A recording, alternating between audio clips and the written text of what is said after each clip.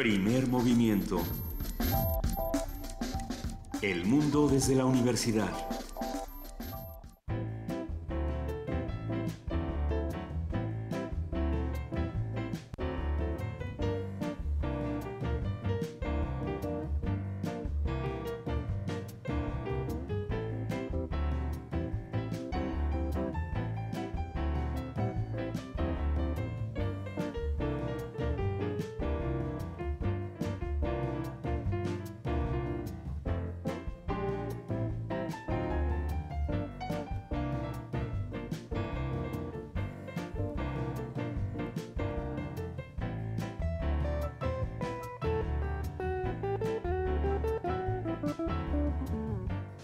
Búscanos en redes sociales, en Facebook como Primer Movimiento UNAM y en Twitter como PMovimiento, o escríbenos un correo a primermovimientounam@gmail.com. Hagamos comunidad. Son las 8 de la mañana, hoy es lunes 25 de junio. ¿Sí es 25? Ya llegamos al 25 de junio. Ella es Juana Inés de esa, él es Miguel Ángel Quemain, yo soy Luis Iglesias y esta es la segunda hora de Primer Movimiento. Y aquí estamos. Ya es lunes, otra vez. Ya es lunes otra vez, en efecto. El suspirito. Todo el tiempo es lunes. Ya todo el tiempo es lunes. Ya todo el tiempo es lunes. Es que cada vez faltan menos días 5 días. para culminar todo este proceso electoral y qué nervios. ¿Qué va a pasar, Miguel Ángel? ¿Quién sabe? Pues lo que pasa es que ya los ajustes técnicos ya son muy claros, ¿no? Ya son cada vez más claros, pero como hablábamos y como vamos a hablar en un momento con Horacio Vives, pues al mismo tiempo son muy arbitrarios en el sentido en el que tienen son muy flexibles los reglamentos, ¿no?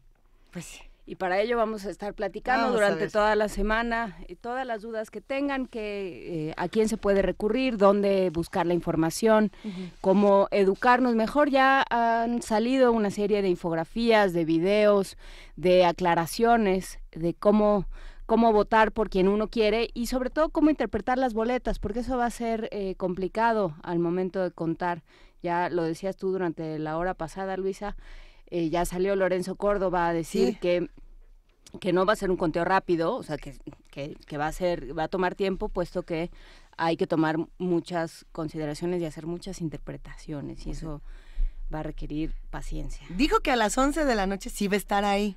O sea, que él va a salir y que van a empezar a salir los... Pero que no, ahora sí que no nos aceleremos demasiado. Los que andan acelerados y para bien y escribiéndonos muchos mensajes son los radioescuchas que hacen comunidad con nosotros. Aprovechamos este par de minutos para mandarle un abrazo a R. Guillermo, a Juan Rosete, que nos comenta justamente, dicen TV UNAM, fue una maravilla ver el paso de la tortuga Ayotzinapa, justo la serie que mencionabas, Miguel Ángel. Dice, te deja un nudo en el estómago y te retumba en la cabeza la frase, ¿qué clase de personas seríamos si no hacemos nada? Brutal, ¿no? Y hasta ahí deja su comentario. Refrancito, un abrazo a Alfonso de Alba Arcos, a Clavachaca o Clavachca. También le mandamos un abrazo a Mayra Elizondo, a Pilar Camacho, por supuesto, a todos los que nos están mandando muchos mensajes, a Miguel Ángel Gemirán, etcétera. A ver, ahorita Luis Pliego también nos mandó saludos desde muy temprano. Gracias por estar haciendo comunidad con nosotros. Aquí seguimos. Primer movimiento.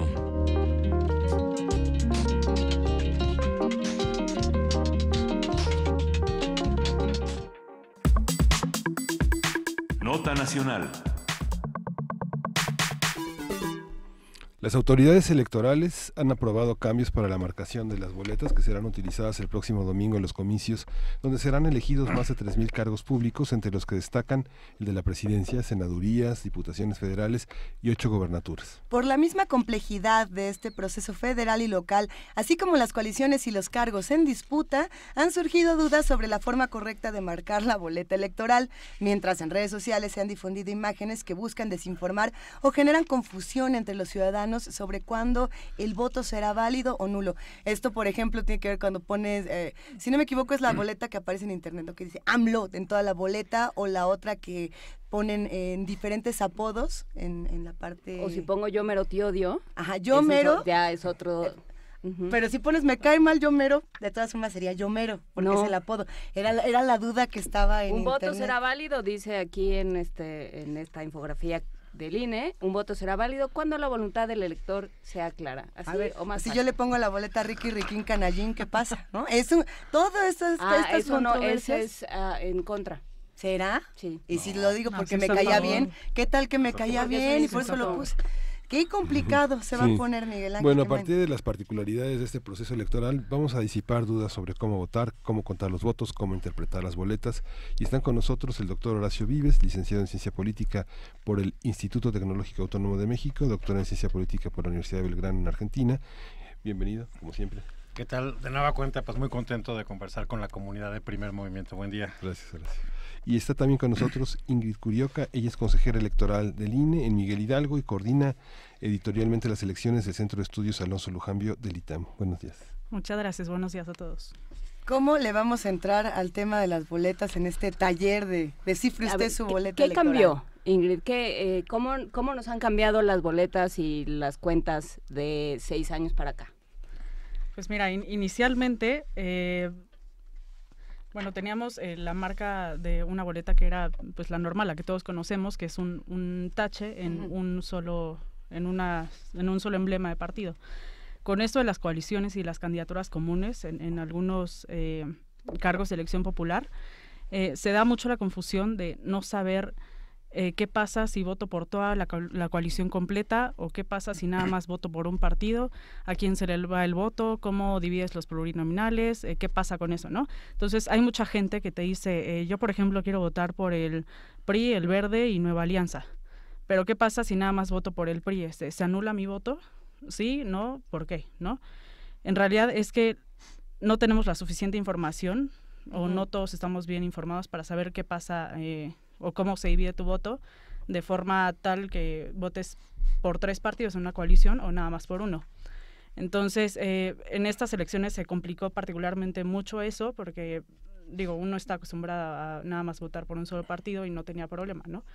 Pero con esto de qué pasa si pones una carita, una mancha de tinta, un rayón, si encierras el cuadro, cómo se va a contar tu voto, si pones un apodo, son reglas que en realidad las estás cambiando a menos de una semana de la elección. Entonces, son cosas que el INE no creo que tenga como tan claras, sí. Y que no han bajado, ¿no? Que eso es Sí. lo que sucede cuando te topas con las personas que ya fueron a lo mejor a su capacitación, se dieron cuenta de que no había una información unificada, que preguntaban una cosa y entonces el capacitador decía una cosa y alguien más entre el público decía no, pero es que hay una resolución que dice que siempre sí. Entonces, pensando aquí hay 2 frentes. Por un lado, quienes vayamos a votar y quienes son funcionarios de casilla. Son 2 casos distintos. Quienes vamos a votar, y para eso esto va a ser una carrera de resistencia, lo vamos a estar platicando toda la semana para generar más dudas entre todos, que es lo que realmente se nos da. No, vamos a ir tratando de aclarar cosas. Pero, ¿cómo hago para votar por quien yo quiero y cómo hago cómo distingo entre partidos? A ver, Está difícil. Horacio Vives. Para ir poniendo algunos temas de discusión que me parece que son importantes. Sin duda alguna, esto no de las candidaturas comunes o de las coaliciones no es nuevo. Para aquellos que nos están escuchando que votaron en el 2000, ¿no? Digamos, los premillennials, ¿no?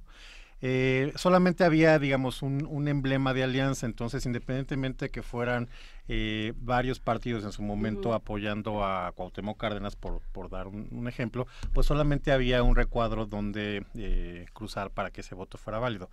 Ahora esto ha cambiado porque, además de que existen las alianzas, también está la posibilidad de estas coaliciones, de estas candidaturas comunes, pero tampoco son nuevas, sí para la gente que vaya a votar por primera vez.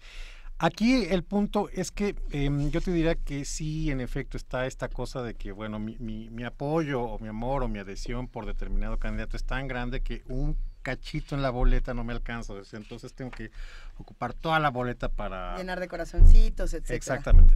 No hagamos eso. Yo creo que lo más sencillo es vayamos al espíritu y a lo que dice la ley de, oye, pues marca en el recuadro lo que corresponde. Ahora, Tú puedes, en el caso puntual de la elección para presidente de la República, tenemos 3 coaliciones, cada una con 3 partidos. Si, por ejemplo, tú quieres votar por López Obrador, ¿no? Lo puedes hacer por Morena, por Encuentro Social o por el PT. Si tú quieres votar por Ricardo Anaya, lo puedes hacer por el PAN y o el PRD y o Movimiento Ciudadano. Y lo mismo en el caso del PRI, que es por José Antonio Meade, por el PRI y o Nueva Alianza y o el Partido Verde. Entonces yo creo que lo más sencillo, para tener la tranquilidad de que en efecto estamos votando de manera adecuada y que como ciudadano no vamos a confundir a los funcionarios de casilla que se van a encargar de contar el voto, es que en efecto solamente cruces, ya sea con una palomita, con un tache, o que sea la voluntad visible, el emblema que corresponde. A ver, ¿qué es lo que de alguna manera cambió y metió un poco de ruido en estas elecciones? Que ciertamente eso sí es una novedad con respecto a elecciones pasadas y que toca un poco el punto que comentaba Juan Inés, que si el tribunal dijo que sí, que no. El asunto de Margarita Zavala. ¿Por qué? Porque no habíamos tenido el caso de, digamos, esto además es visible a nivel nacional, no es que haya ocurrido tal vez en algún municipio o en algún distrito en algún otro momento del país. El asunto es que tenemos por primera vez a nivel nacional el caso de una candidatura que en su momento llega a la boleta, que se baja y que había que resolver cómo se iba a tratar ese tema. En un primer momento se pensó que sería como voto para candidato no registrado, pero después, digamos, el tribunal agarró, digamos, parejo toda esta serie de dudas que había en el ambiente y dijo, bueno, ¿qué hacemos con los votos que tengan marcas más allá del recuadro correspondiente? Sí, eso que aparte es novedoso, ¿no? Eso de la intención, ¿no? La voluntad del elector es manifiesta, y cómo darle tratamiento a los votos de Margarita Zavala. Entonces, en esa lógica es que se dan estas resoluciones del tribunal, y sí, la verdad es que estamos al 3 para las 12, estamos a nada de la jornada electoral, pero justamente esta última ya definición del tribunal, más estos anuncios que ha hecho el INE, van en la lógica de explicar cómo se tiene que votar, pero de nueva cuenta mi sugerencia para la ciudadanía en general es que pues marquen el recuadro, ¿no? Si tú vas a llenar un formato de algo que te dice marca específicamente en esta área sin salirte, pues nada más no nada más por andar generar algún tipo de innovación, de notoriedad, pones en riesgo pues un trámite o el entendimiento de una información que a ti te interesa, ¿no? Nos pregunta Marjorie en Twitter, quiero votar por Morena pero no por el PES. ¿Cómo se hace? Se puede. Sí, se puede, completamente. Si quieres votar por Morena únicamente, nada más es tachar o enmarcar el logotipo o emblema de Morena. Eso no significa que tu voto vaya también para el PES. Al contrario, si votas solo por Morena, únicamente digamos, la proporción de tu voto se va asignado a ese partido político. También, si no quiere votar por el PES, por ejemplo, puede votar por Morena y por el PT, que son, digamos, conjuntos distintos. A ver, es que ahí hay una de estas pequeñas grandes dudas que ha saltado a muchos de los radioescuchas, y es, ¿puedo tachar una? ¿Puedo tachar dos? ¿Puedo tachar tres? Si tacho tres, ¿me anulan el voto? Por ejemplo, ¿no? Tengo López Obrador en PES, Morena y PT, pero no me gustan las rémoras y entonces quiero quitar al PT y al PES porque pues, solamente vota por Morena. Pero ¿y si tacho los tres? ¿Por qué si es válido y no sería válido con otros? Porque los tres están apoyando al mismo candidato. Sería un problema, pero esos son tres si votos. Tachas PAN, Morena y ese PT. Ese es voto nulo. Lo que no puedes hacer es, digamos, combinar partidos de coaliciones, porque eso sí es directo voto nulo. Por más que pongas lo que pongas, ahí sí combinas. Yo soy jefe de casilla, por ejemplo, y veo esta votación. ¿A quién le voy a dar el voto? ¿Andrés Manuel López Obrador? ¿Al PT? ¿Al PES? ¿O a cuál? Porque entonces estoy hablando de tres votos. Digo, nada más porque esa es la duda. Acabas de hacer un comentario que es bien interesante. Cuidado con tu codito porque está pegando en la mesa. Hago aquí un tsunami en la mesa. No. A ver, esta pregunta, este comentario que dices es muy pertinente. Sí.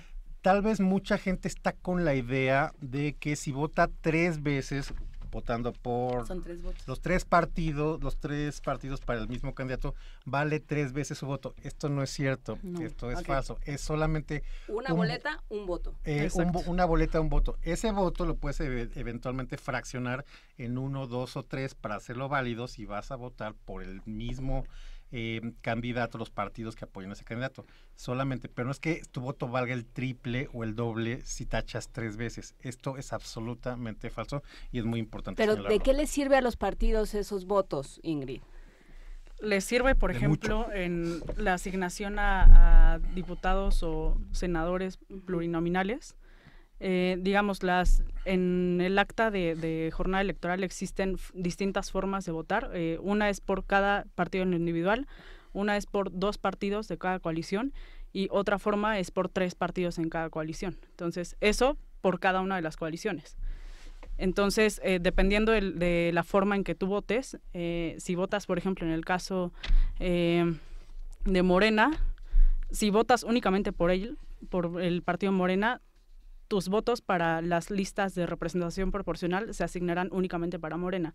Si tú votas por Morena y el PES, tu voto se va a dividir para la asignación de representantes por representación proporcional entre el PES y Morena. Entonces, eso es lo que importa. Claro. Importa mucho, digamos, no que votes por 2 o por 3 emblemas de partido, sino el trasfondo que tiene ese voto, que es la asignación de plurinominales, ¿no? Por ahí había, perdóname un momento, solamente para no quedar solo en el tema de Morena, esto mismo ocurre con PAN, PRD, las que muchos coaliciones estaban comentando, de hecho había bueno, no es trending topic, pero una discusión en Twitter que decía, ¿cómo le hacemos para quitarle el registro al PRD? ¿No? Y decía, si vota usted solo por el PAN, es muy posible que el PRD pierda el registro por la falta de militantes, etcétera, etcétera. Quién sabe si sí o si no, pero ahí estaba esa duda. Pero ese es un punto también muy pertinente. Sí. Lo que comentó Ingrid tiene que ver específicamente para el reparto de representación proporcional, por ejemplo, en senadores o en diputados, ¿no? Sí, o claro, los congresos locales, en fin, en la boleta de la presidencia. En la boleta de la presidencia, obviamente tiene una lógica distinta. Ahí lo que importa es saber el peso real de cada partido en la coalición, que esto es interesante, ¿no? Porque vamos a ver si capaz que pensamos que te estoy citando a ti, yo no dije nada. A ver, tú hablaste de partido Rémora apoyando a López Obrador. Sí, vamos a suponer que tal vez no son tan Rémora y pesan lo mismo, que es una candidatura a tercios. Bueno, eso lo vamos a saber el 1 de julio. Cosa que, por ejemplo, no sabíamos en mi ejemplo que puse del 2000, porque ahí apoyaron a Cárdenas 3, 4, y no sabías cuánto pesaba cada partido, digamos, para ubicar la verdadera dimensión del peso político de los socios de la coalición.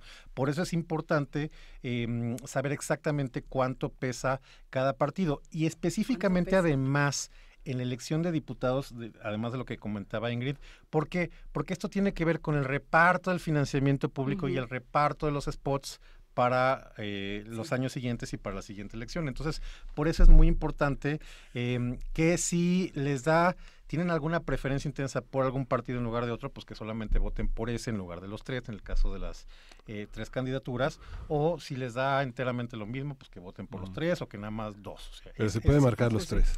Se puede marcar los 3 y es voto válido siempre y cuando, reiteramos, sean por el mismo partido. ¿Puedes llevar tu marcador? Sí, puedes llevar completamente tu marcador. Si no confías en el marcador del INE, que ya hicieron todas las pruebas pertinentes y ya vieron que no se borra, pero aún así si genera desconfianza, tú puedes llevar tu propio marcador y no hay ningún problema. ¿Se puede tomar una foto con el teléfono celular de la boleta? Mira, yo creo que de que se puede porque no hay una disposición expresa, ni te van a quitar el celular llegando a la casilla. Pero yo creo que esto de alguna manera contribuye a la compra y la coacción del voto, ¿no? Entonces, mejor no saques fotos, ¿no? Digamos, sí entiendo que quieras dar a conocer tu voto, pero digo, no sé, eso queda enteramente en la decisión del ciudadano, pero lo que sí son hechos que no te van a quitar el celular. No está prohibido. No está prohibido y lo puedes hacer.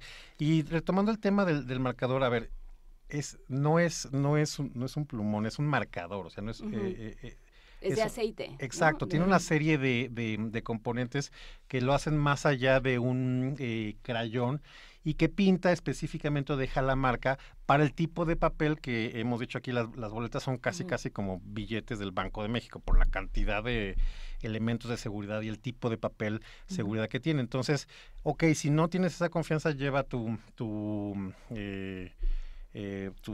marcador, tu pluma, lo que sea, pero ten cuidado de no chorrear lo que se vaya a generar el efecto contrario, porque si no terminarías marcando emblemas. O sea, en principio uno no tendría que dudar de los marcadores. De ninguna manera, No. de ninguna manera. Ni de líquido indeleble. Y también sé que hay videos por ahí que dicen, no, es que te va a dejar ciego, que se te va a caer la piel a pedazos. No, la verdad es que, seamos serios.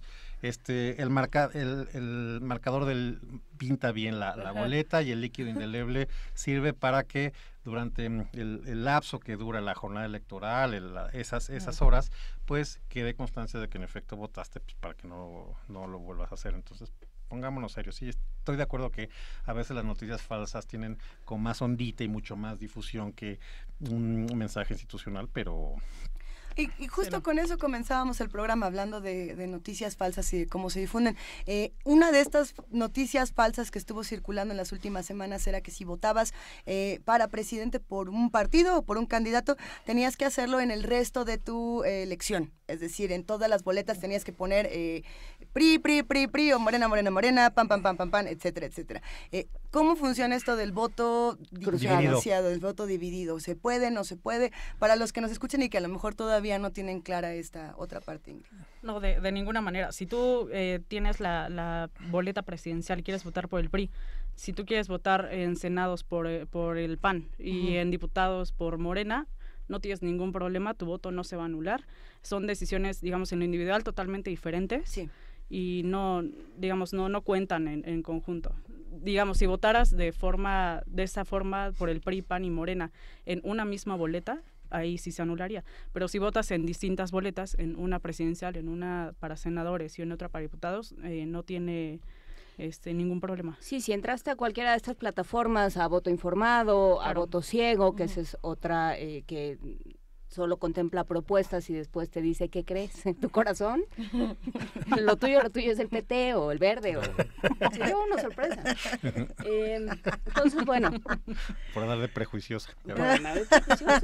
Sí, así es la vida política. Entonces, bueno, si entras a cualquiera de estas y resulta que justamente tienes que hacer voto cruzado porque tus propuestas o tu forma de entender la política va por otro sitio, no pasa nada. Yo creo que aquí es importante señalar que esto tiene que ver con las estrategias de los partidos. Los partidos obviamente llaman a votar voto completo, carro completo que le llaman. Entonces vota por mí para presidente, para diputado, para senador, para jefatura de gobierno, ¿no? Alcaldías, etcétera, etcétera. En la lógica de tratar de ganar cargos ejecutivos y cargos legislativos, ¿no? Y tener un gobierno unificado y ser cada vez, digamos, más poderoso. Esa es la lógica de los partidos, pero ciudadano, señor elector, no se deje engañar. Usted tiene la absoluta libertad de votar si quiere por el mismo partido o la misma coalición, o tomar, en el caso de los lugares como la Ciudad de México, donde van a haber 6 elecciones, tomar las 6 boletas y votar de manera distinta, ¿no? Claro. Por partidos, por coaliciones, como es un menú a la carta, donde el resultado de una elección no tiene que ver con la configuración de otro. ¿A qué voy? Nosotros no somos un sistema, digamos, parlamentario, que ahí sí, dependiendo de quién alcance las mayorías en el Congreso, pues ahí se emana un primer ministro. Nosotros no. Tenemos un sistema de división de poderes federal, y por eso la elección de presidente corre en un ámbito completamente separado de la de diputados federales, de la de las senadurías y de gobernador en su caso, de los congresos locales, etcétera. ¿Cuántas boletas vamos a tener en la Ciudad de México, por ejemplo? 6 boletas, sí. Vamos a tener una para presidente de la República, una para senadores, una para diputados federales, una para jefe de gobierno, otra para diputados locales y una para alcaldes. Entonces son 6 en total. Y van a haber 30 elecciones concurrentes en el país. Esto es, pues el menú va desde 6, que es el máximo, que es el caso de nuestra ciudad, hasta los que solamente tengan presidente senador y diputaciones federales, ¿no? Digamos, ese es el mínimo, ¿no? De 3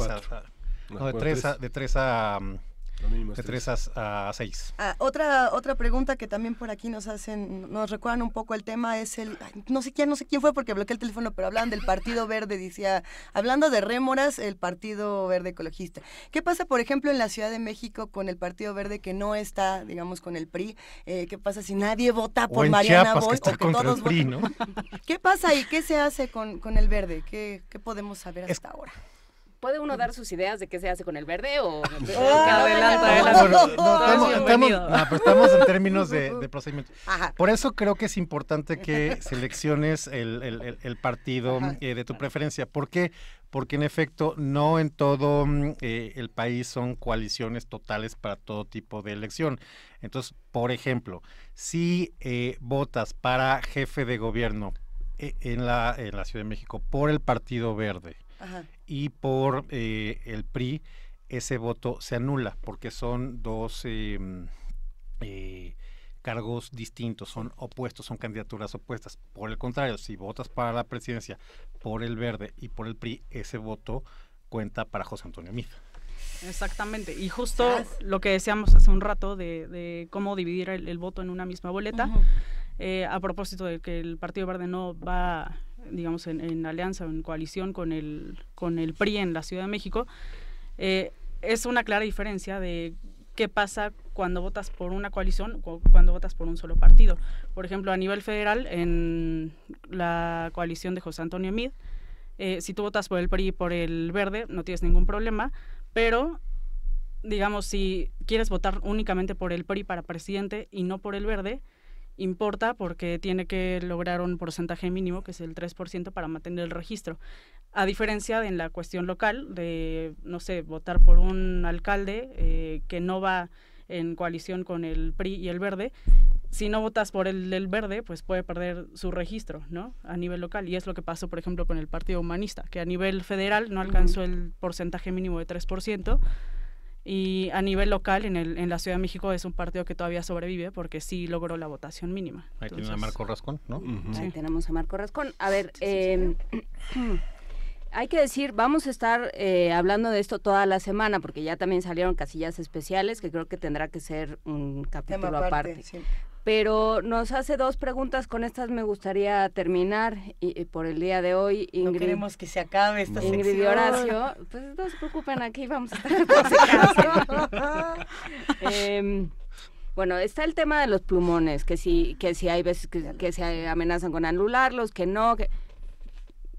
Yo pienso que si algo sale bien en esta elección son ese tipo de cosas que nos han costado mucho tiempo y mucho dinero y mucho esfuerzo de muchas personas, ingenieros, técnicos, químicos, etcétera. Entonces, yo les diría que confiaran en los lápices que dan en las casillas, pero bueno.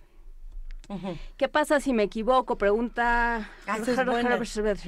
Alguien que rompe la boleta, ¿Qué pasa si me equivoco? Rompo la boleta, pido otra. ¿Qué pasa con el voto nulo y cómo cuenta?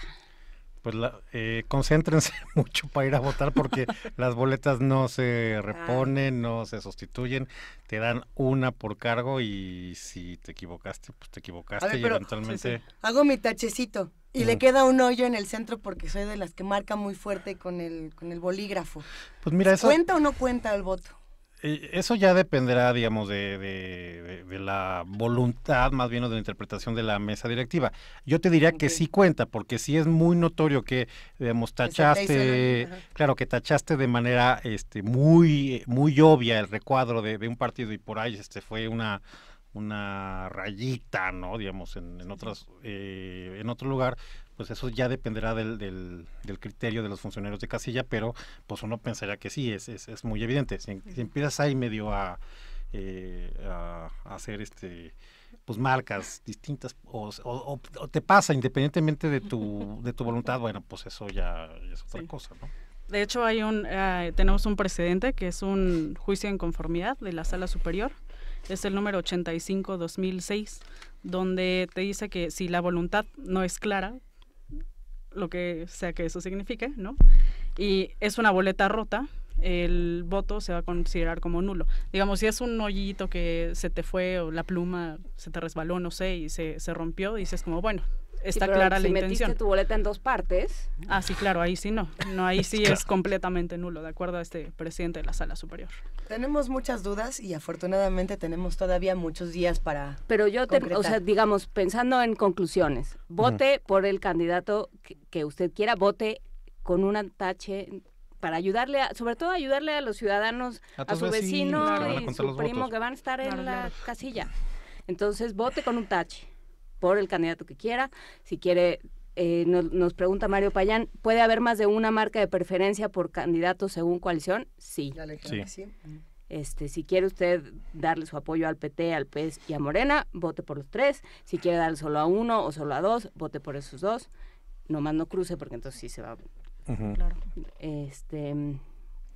Y confíe en los... confíe...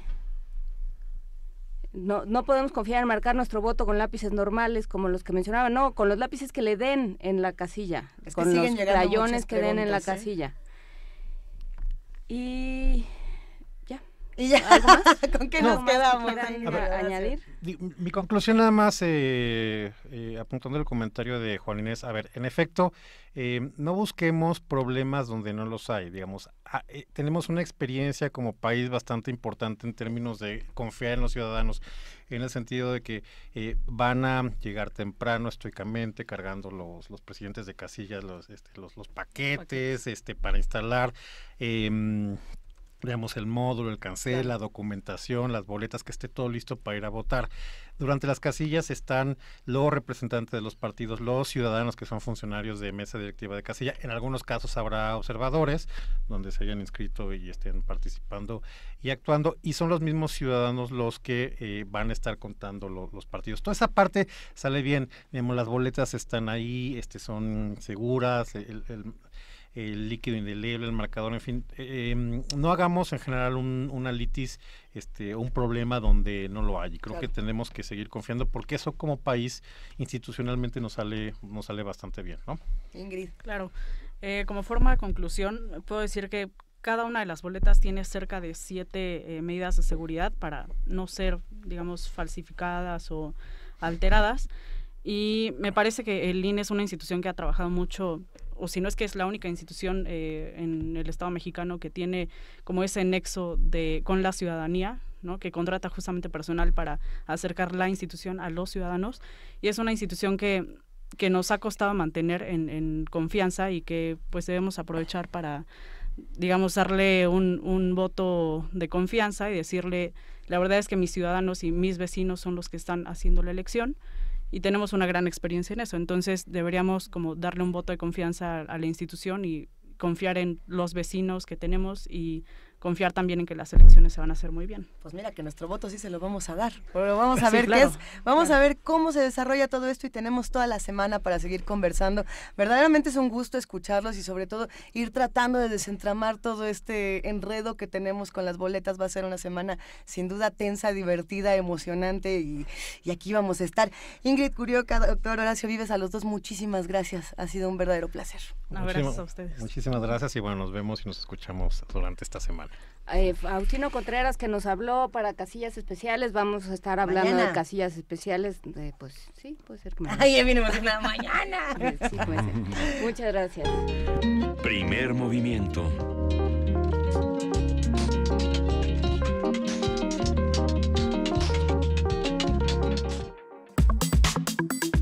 Nota internacional.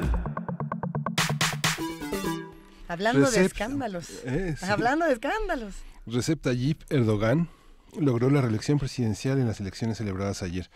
Fue con el 98% de los votos escrutados. Este líder islámico, en el poder en Turquía desde 2002, podrá gobernar hasta el 2023. Obtuvo el 52% de los sufragios. En segundo lugar se ubicó al principal candidato de oposición, Muharrem İnce, con 30%, y en tercer lugar a la conservadora Meral Akşener con el 8%. Los turcos también eligieron a los integrantes del Parlamento, donde el Partido de la Justicia y el Desarrollo del presidente Erdogan alcanzó el 42% de los votos, que sumados al 11% de su aliado Movimiento Nacional, le garantizan una mayoría en esa Cámara. Si usted siente que hay una relación con lo que acabamos de escuchar en la nota anterior, sí la hay, y por lo mismo esta nota es tan interesante. Aunque en principio la oposición rechazó los resultados, Muharrem İnce, del Partido Republicano del Pueblo, declaró en una televisora local: por supuesto, no fue una competencia justa, pero admito la victoria de Erdogan. Vamos a ver qué ocurrió con este proceso electoral, quiénes compitieron, en qué circunstancias y qué dice este proceso del lugar que ocupa Erdogan frente a los turcos. Para ello nos acompaña nada más y nada menos que el doctor Moisés Garduño, profesor de la Facultad de Ciencias Políticas y Sociales de la UNAM. Como ustedes saben, es especialista en estudios árabes e islámicos contemporáneos. Querido Moisés, ¿cómo estás? Querida Luisa, Juan Inés, Miguel Ángel, muy buenos días a los tres. Estoy encantado de escucharlos nuevamente después de muchos días de no habernos escuchado.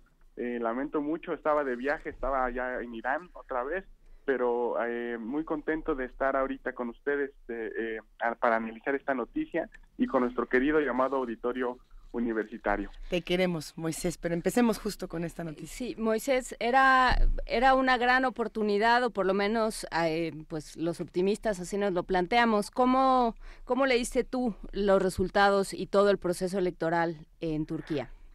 Sí, Juana Inés, yo pienso que es un resultado de una serie de transformaciones que ha ocurrido en el sistema político turco desde la llegada de Erdogan al poder en el año 2002, como bien comentaba Miguel Ángel. Toda esta serie de transformaciones tienen que ver con el resultado, pero hay que irlo contextualizando para un mejor entendimiento. Yo considero que el año 2002, cuando llega el AKP al poder en Turquía, es un año crucial porque la llegada de este partido que encabeza Erdogan es resultado de una ola de liberación política, en donde en aquellos años Turquía, al aspirar a la entrada a la Unión Europea, pues buscaba una serie de liberalizaciones políticas y económicas, entre las cuales pues tuvo que incluir la participación de partidos políticos islamistas como el que encabezaba Erdogan en las elecciones, dando el resultado del triunfo en aquellos años. Después de este triunfo en el año 2002, Erdogan, como bien mencionaron, ha estado gobernando en dos figuras diferentes: primero como primer ministro y luego como presidente, pero bajo un régimen político, pues digamos, donde la figura del primer ministro y el parlamento son cruciales para la toma de decisiones.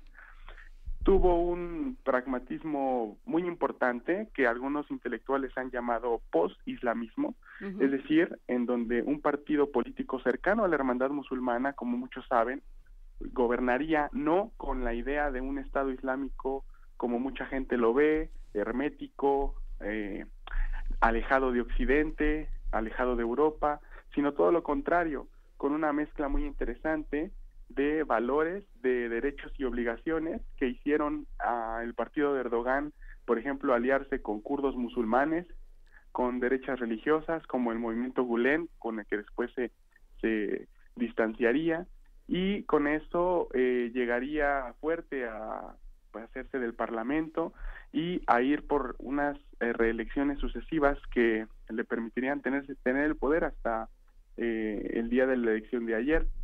Sin embargo, para ir contextualizando esta elección hay que llegar al año 2013, cuando Erdogan, después de este pragmatismo posislamista, como se le llama en desde algunos analistas, comenzó a tener ciertos tintes autoritarios.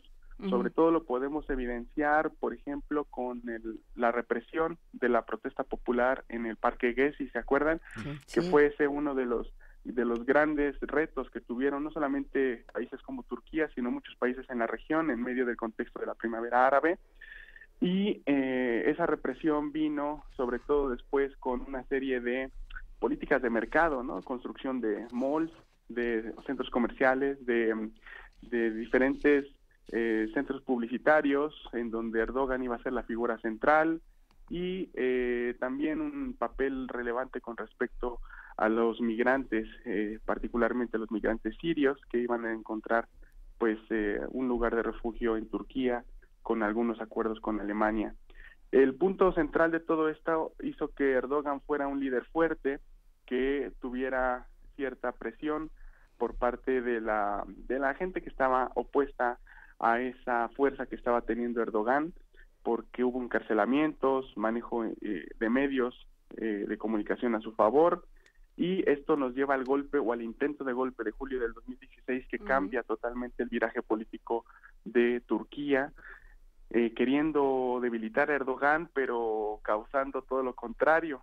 De hecho, hay una separación con el movimiento gulenista, hay una separación con algunos kurdos, particularmente con el PKK, que históricamente pues ha sido el enemigo declarado de Erdogan.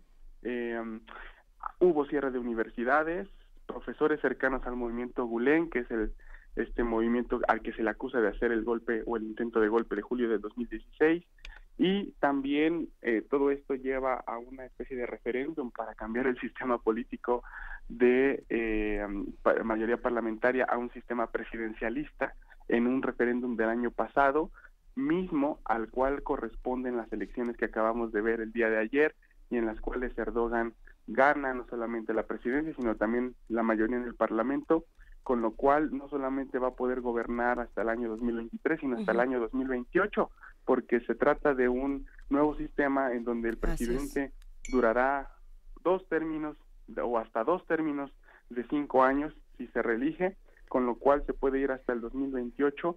Si hacemos cuentas, pues prácticamente 25 años potenciales de gobierno en un líder regional que ha ido cosechando poder poco a poco gracias a estas alianzas y este pragmatismo del cual hablamos. Y yo pienso que esta lectura pues le ha caído obviamente mal a Israel por su declarada enemistad que tiene con el líder turco. Ha sido bien recibida por Hamas, ha sido de preocupación para el gobierno egipcio, que también ve con muy malos ojos a la hermandad musulmana y a la cual pues conecta directamente con el partido de Erdogan.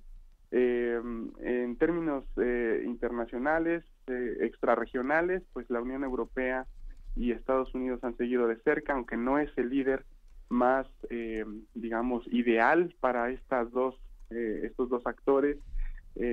Pues yo pienso que ahora Erdogan van a tener que seguir muy de cerca una relación con Erdogan, un miembro de la OTAN, también no hay que olvidarnos de eso, es un miembro muy importante para el potencial proceso de paz que se puede encontrar en Siria, y también un gran interlocutor con el lado ruso e iraní en el caso de el proceso de paz en Medio Oriente. Entonces más o menos lo veo así, en una narrativa histórica, contextual, que nos ayude a entender mejor cómo ha ido Erdogan maniobrando para ir cosechando todo este poder que, insisto, ahora va a vangloriarse y a solidificar el proyecto político que tiene este hombre en Turquía. Sí, justamente una de las preguntas que se hacían el día de ayer en distintos espacios era cómo se va a recibir a nivel internacional. Ya nos mencionas, Moisés, el caso de Israel, de Egipto, por supuesto. El caso de Rusia es particularmente interesante, y otros decían, bueno, ¿y esto en América qué? ¿Qué va a tener de relación? ¿A quién le interesa una noticia como esta en términos políticos? Que creo que es algo interesantísimo. México no está exento de una noticia como esta. El gobierno de Donald Trump también ya ha salido a dar sus opiniones. ¿Cómo ves esto? Yo pienso que para el caso particular de México, los resultados electorales que hay no solamente en Turquía, sino también en otras partes, particularmente en América Central, tienen que ser seguidos muy de cerca. Yo no vincularía tanto lo que está pasando ahorita en Turquía con las elecciones en México, porque han sido procesos muy diferentes. Por ejemplo, Erdogan ahorita, con esta nueva faceta, va a llegar mucho más empoderado en términos políticos y de toma de decisiones, porque a diferencia de los mandatos anteriores, Erdogan ahorita va a poder, por ejemplo, por sí solo, poder implantar, por ejemplo, un estado de emergencia por 6 meses. Por ejemplo, el nuevo presidente en Turquía va a poder, por ejemplo, así va a poder mandar presupuesto, va a poner gabinetes, pero ha hecho una serie de purgas en la judicatura muy importantes para solidificar su poder. Se ha deshecho de un golpe de Estado o de un intento de golpe de Estado que obviamente yo en México no desearía ni imaginaría, ni mucho menos vincular el poder del ejército que hay en Turquía con el que hay en México. Sin embargo, es interesante que como ciudadanos, como país, sepamos de este tipo de dinámicas, porque a final de cuentas, pues todo está conectado y tenemos una relación muy importante con Turquía, y yo pienso que en términos de relaciones bilaterales, esto va a generar al menos certidumbre en las personas élites que hacen negocios en Turquía. Por ejemplo, hoy la lira ganó 3%, los inversionistas no retiran su capital ante la victoria de Erdogan, y esto para cuestiones de estabilidad puede servir. En términos simbólicos me parece interesante, porque fíjense que hubo una buena participación electoral. 80 y tantos %. Exactamente, hubo un 83%, bueno, entre 83 y 86% de acuerdo con algunos medios, lo cual es una lección también en términos de participación electoral. Eso me parece que sí podríamos rescatarlo, querida Elsa, porque lo que necesita este país, justamente desde mi punto de vista, es un involucramiento mayor en la política, una cultura política mucho más refinada, mucho más informada, y eso es una obligación tanto de los ciudadanos como un derecho de nosotros. Y en informarnos, por ejemplo, que es un derecho a la información que tenemos, también está la misma obligación de acercarnos a ver qué es lo que está pasando, por quién votar y de involucrarnos en el destino de este país. Me parece que en esos términos sí podemos sacar muchas cosas muy importantes para nosotros, sobre todo porque ya estamos a una semana de esto que puede ser una elección histórica en este país, tal como lo ha sido históricamente la elección turca. Pues te lo agradecemos muchísimo, estas reflexiones. Moisés Garduño, profesor de la Facultad de Ciencias Políticas y Sociales, nos da mucho gusto que ya estés de regreso y platicaremos, si nos lo permites, en otro momento sobre Irán y cómo se ven las cosas desde allá. Gracias por estar con nosotros. Claro que sí, Juana Inés, Miguel Ángel, Luisa, un saludo, un abrazo muy fuerte y estamos en contacto para lo que sigue. Ahora sí que venga lo que venga el 1 de julio y a votar. ¡Ay! A votar, Moisés. A votar. Hasta luego. Gracias. Hasta luego. Vamos a una pausa de esta segunda hora de Primer Movimiento. Regresamos a la tercera a través de radio y de TV UNAM. Primer Movimiento. Hacemos comunidad.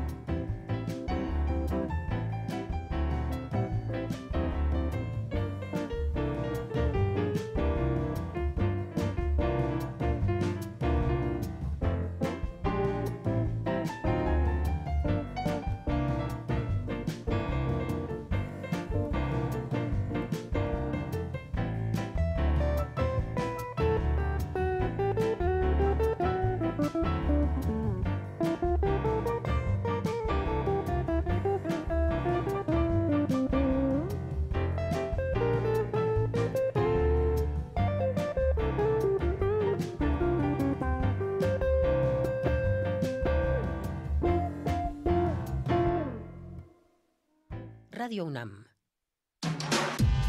Primer Movimiento.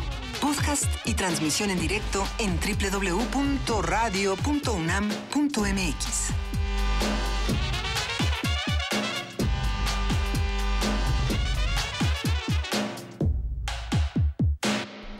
9:06 a.m. Estamos en la tercera hora de Primer Movimiento a través de Radio UNAM, de TV UNAM.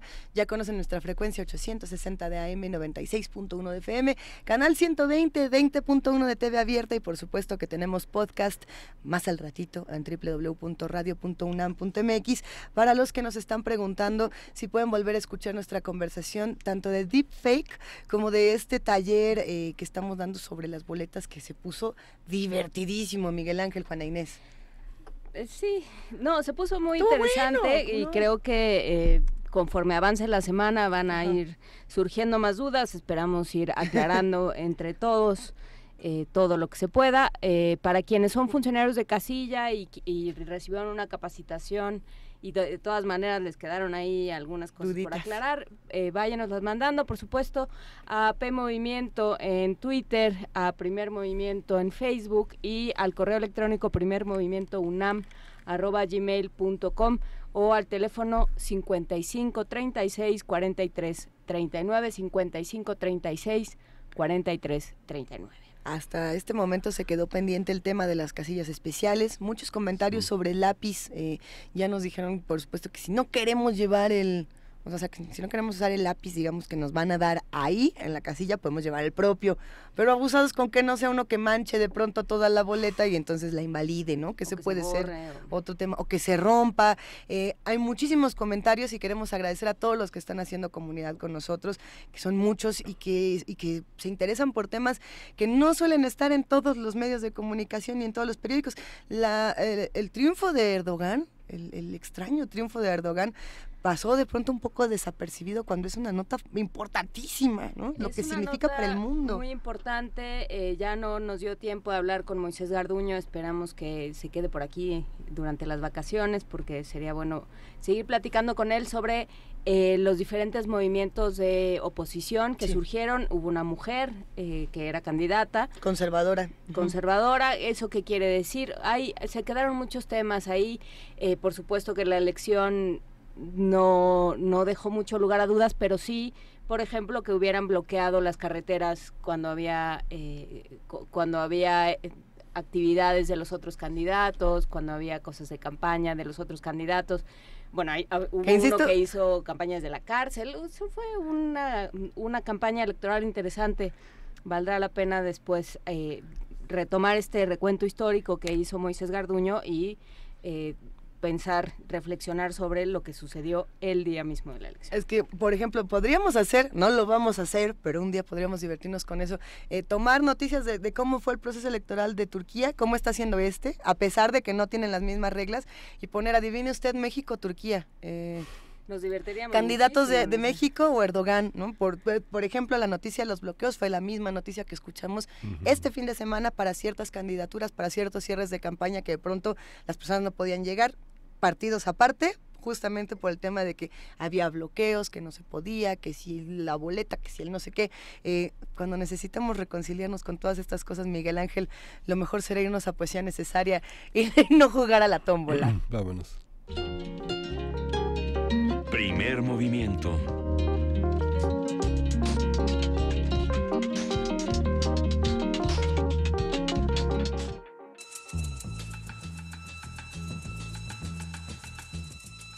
Es hora de Poesía Necesaria.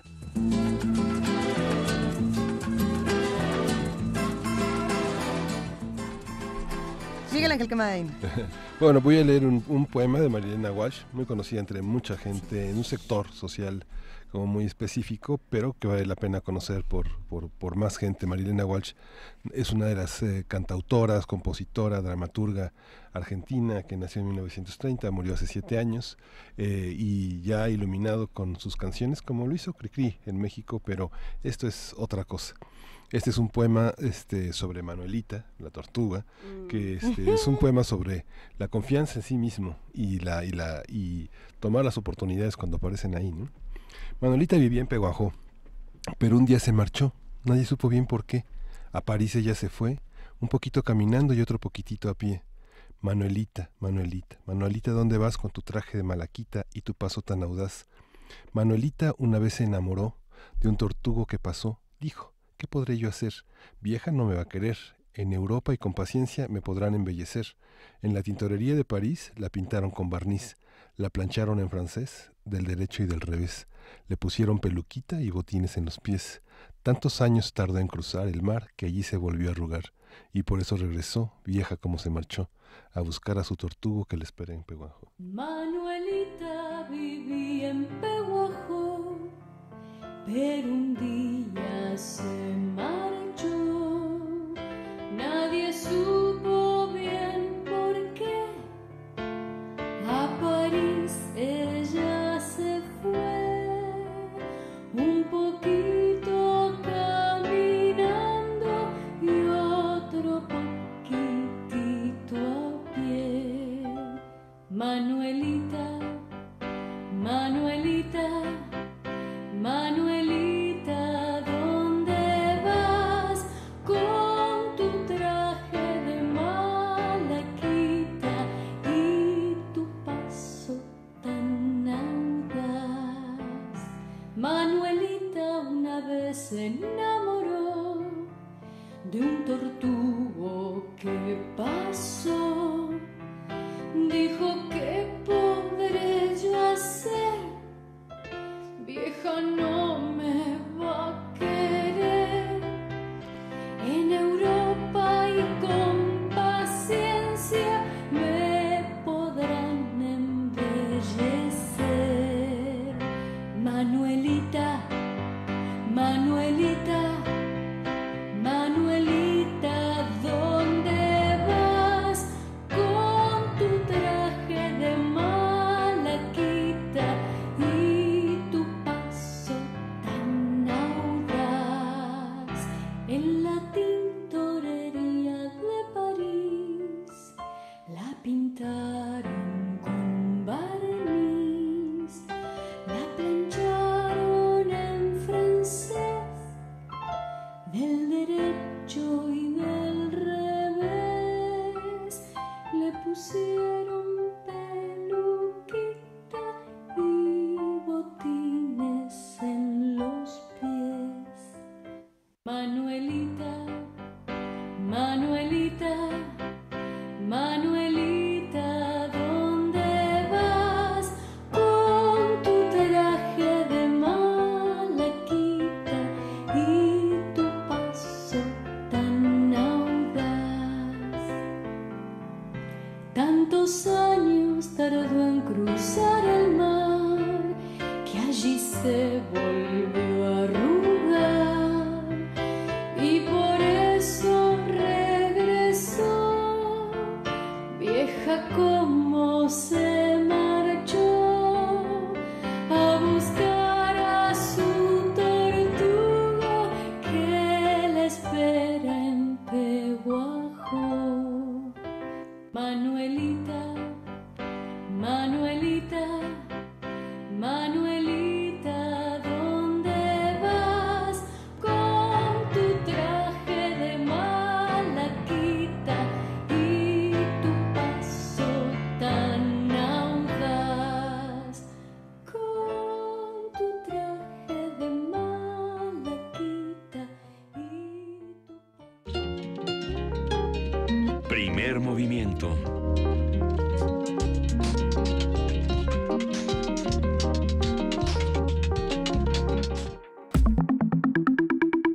La mesa del día. Con el fin de motivar la participación en las elecciones del próximo domingo, un grupo de jóvenes egresados de la UNAM y agrupados en Cintia presentó Vigilante, la primera aplicación con inteligencia artificial. Vigilante podrá realizar un conteo alterno de los votos emitidos durante el 1 de julio, ya que permitirá contabilizar los resultados de las elecciones presidenciales a través de la fotografía que los votantes tomen a las mantas que al final de la jornada serán colocadas afuera de las casillas con el número total de votos por candidato.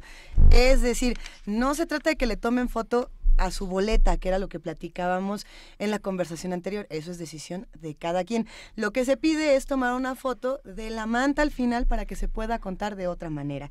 En fin, que seguimos con esto. La aplicación está disponible para las plataformas de Play Store, Apple Store y según sus creadores tiene un 95% de asertividad. ¿Será?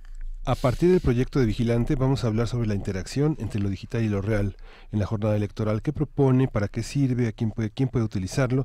Y está con nosotros Pablo Orozco, maestro en Ciencias e Ingeniero en Computación por la UNAM. Bienvenido. Gracias por invitarnos. Y en los últimos años ha colaborado en diversos proyectos con universidades y empresas de México, Estados Unidos, Asia y Europa. Sus intereses actuales son los sistemas distribuidos, la inteligencia artificial y cómo la tecnología puede contribuir a las causas sociales en México. Nos da muchísimo gusto recibir también en esta cabina a Octavio Sánchez. Bienvenido, Octavio. ¿Qué tal? Muchas gracias. Él está justo por doctorarse en Ciencias e Ingeniería de la Computación por la UNAM. Estudió maestría en Procesamiento del Lenguaje Natural en la Universidad de Wolverhampton y de la Autónoma de Barcelona. Es licenciado en Lengua y Literatura por la UNAM. Actualmente es profesor en la Facultad de Ingeniería y la de Filosofía y Letras. Y bueno, pues bienvenidos ambos. Nos da muchísimo gusto poder hablar de Vigilante y poder cuestionar todo lo que va a ocurrir el próximo 1 de julio, que eso nos tiene con mucha energía. ¿Qué es Vigilante? ¿A quién le gustaría comenzar? Déjame comenzar a mí. Luisa, hemos llamado Vigilante la primera aplicación móvil con inteligencia artificial que participa en una elección en México. ¿Qué implicaciones tiene esto?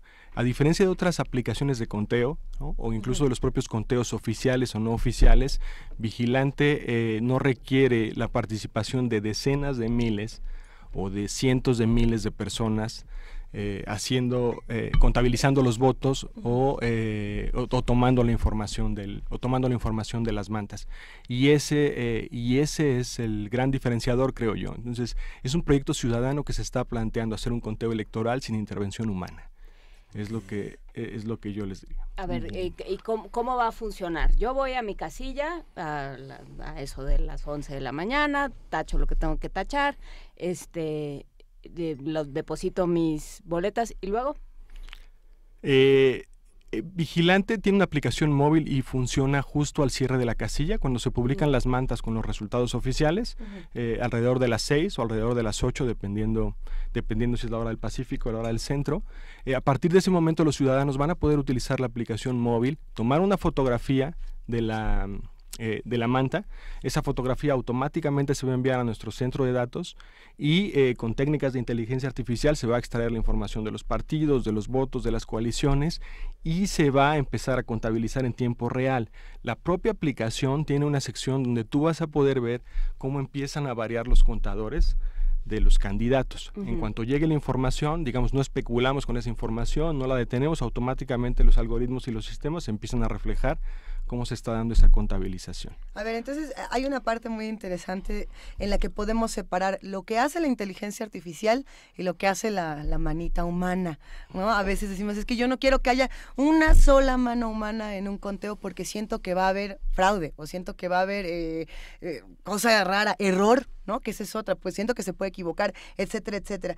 ¿Sí pasa o no pasa, Octavio? ¿Qué tantos beneficios tenemos de este diálogo entre tecnología y mano humana? Que está interesantísimo. Sí, bueno, efectivamente muchas veces queremos sustituir completamente la mano humana.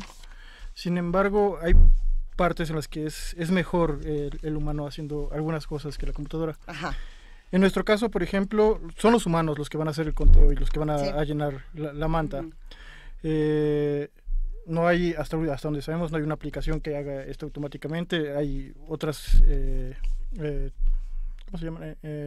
Ideas para tratar de hacer el voto automático, pero en eso no nos metimos nosotros. Nosotros nos metimos solo ya en la parte final, ya después de que se hizo el conteo y se publica la manta. Entonces sí, la idea es que sea más rápido que el PREP, ¿no? O sea, que pueda llegar la gente a tomar la foto y en 10 segundos ya se sumó todo, ¿no? O sea, si toda la gente al mismo tiempo tomara la foto, en 20 segundos, 30 segundos ya estaría toda el conteo de todas las mantas, ¿no? En 30 segundos. Pero si toman la misma foto, digamos 50 personas de la misma casilla. De hecho, eso es beneficioso porque ayuda a la computadora a tener certidumbre de lo que está haciendo. O sea, cuando tomas la foto, nosotros extraemos los datos de la manta, sabemos qué manta es la que se está fotografiando por el número de casilla y el estado.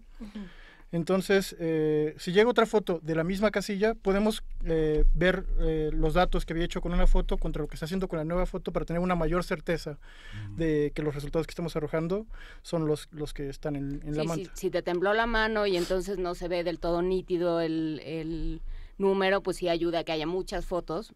De preferencia, si usted tiene temblor esencial, no lo haga.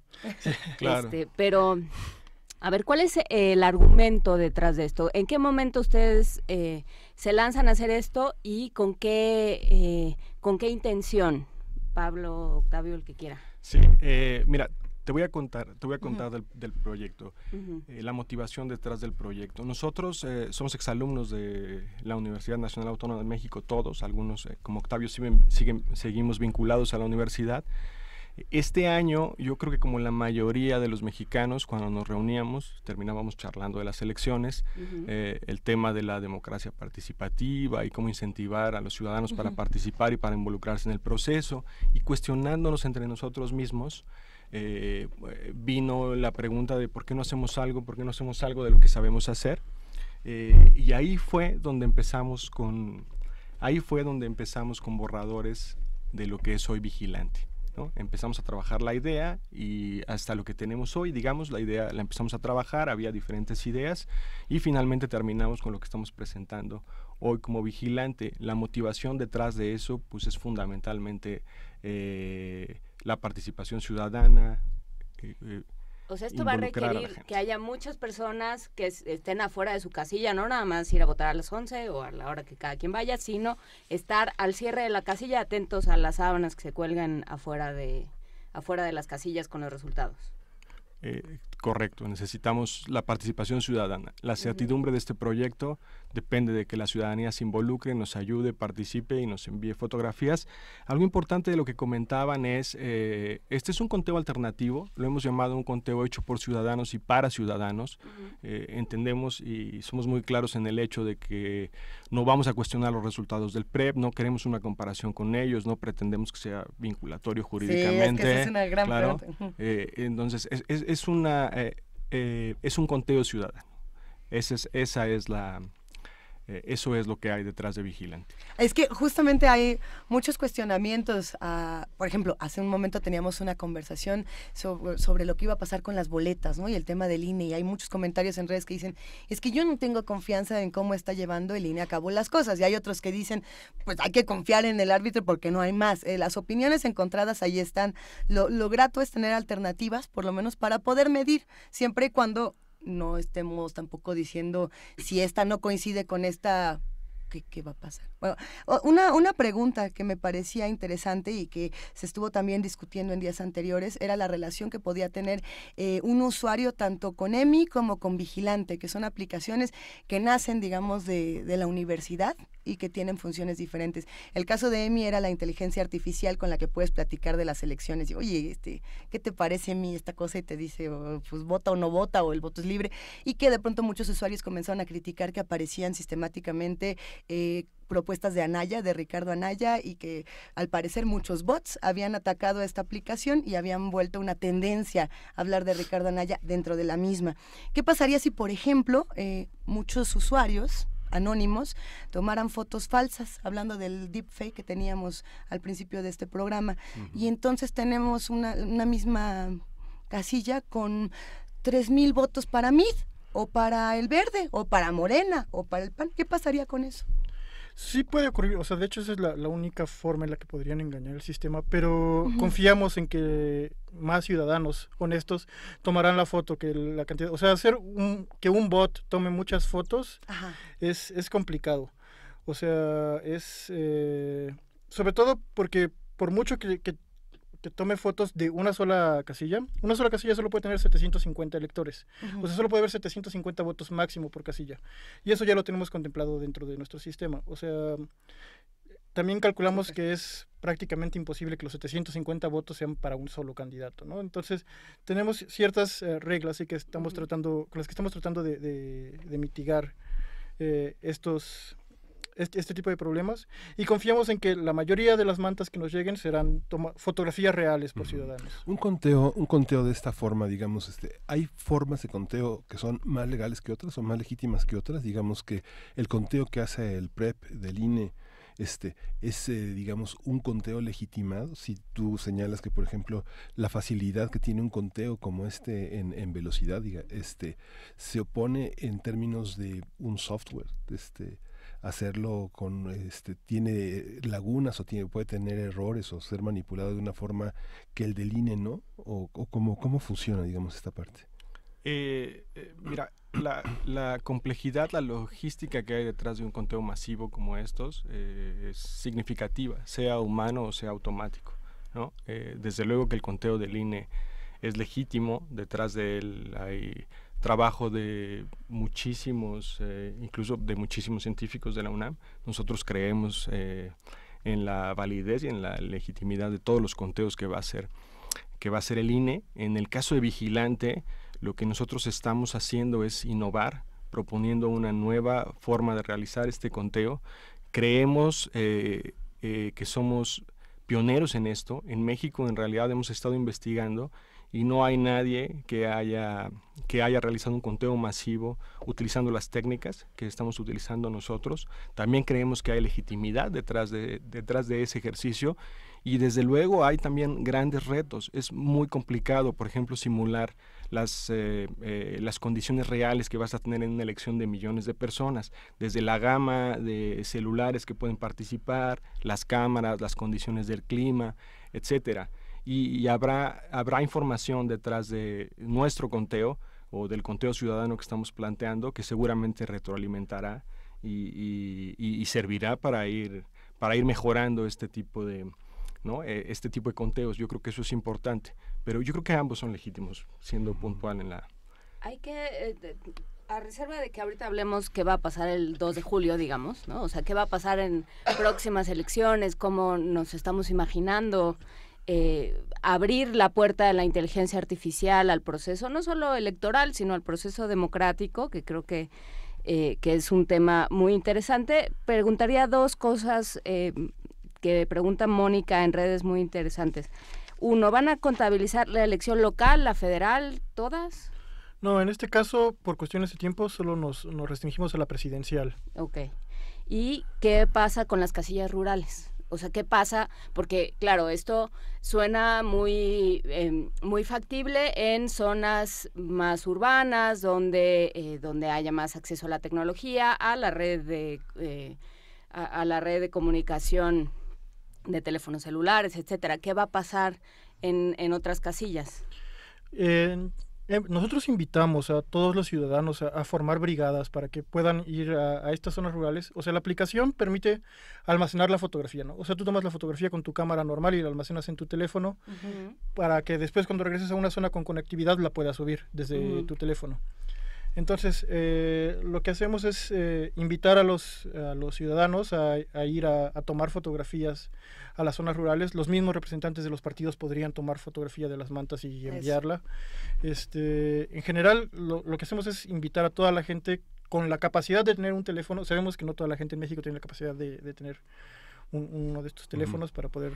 O sea, son 157,000 casillas. Digamos que si un representante de casilla de un partido tiene confianza en lo que están haciendo ustedes, podría en cada una de esas 150,000 casillas tomar una foto para enviarle que se procesara, digamos. Tendría que haber tal vez un llamado para que los distintos participantes lo puedan hacer, incluso en zonas donde tal vez solo una persona tenga teléfono. Gran parte de la telefonía en internet se sostiene en conexiones que la gente lo hace en red, no tiene internet pagado en el teléfono, ¿no? Se requiere una tarjeta de crédito, digamos, que son más o menos como cerca de 40 millones de usuarios de tarjetas de crédito que solventan un teléfono celular, ¿no? Sí, efectivamente, por lo mismo invitamos, o sea, creemos que parte de la democracia es trabajar en conjunto, a pesar de nuestras diferencias. Entonces invitamos a la gente a formar grupos o brigadas para ir a tomar fotografías.